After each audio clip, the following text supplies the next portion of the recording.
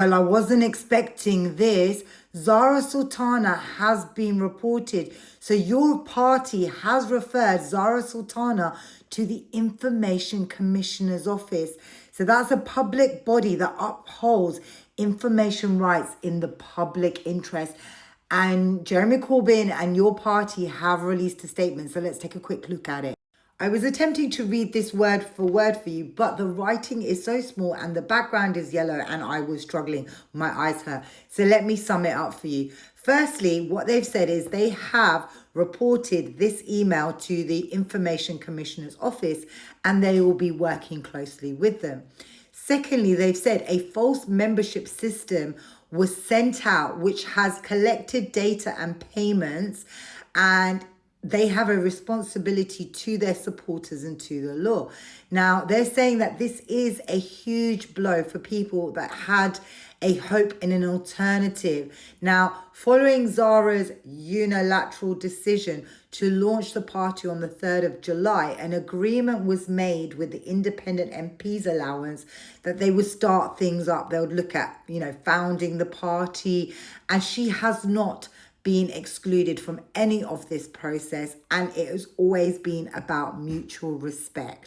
It then goes on to say on the 1st of August, this was communicated to the supporters and a diverse group was set up. That in this group of individuals have been working hard in the background to establish the party.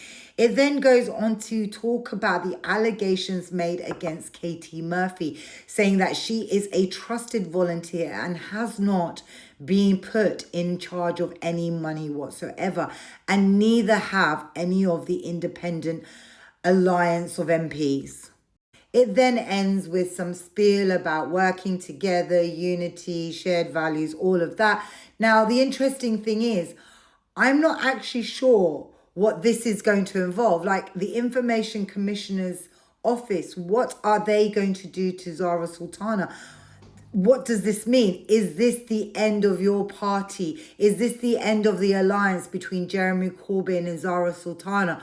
What will she do next?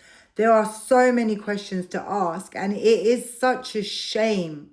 It is such a shame that this happened before the party could even launch itself.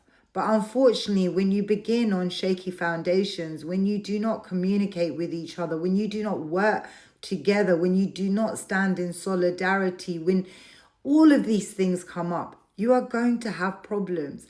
And those problems are going to come from either side. But at the end of the day, the main concern for me is who is anti-Zionist. Make sure to hit the follow button so we can continue having these difficult conversations.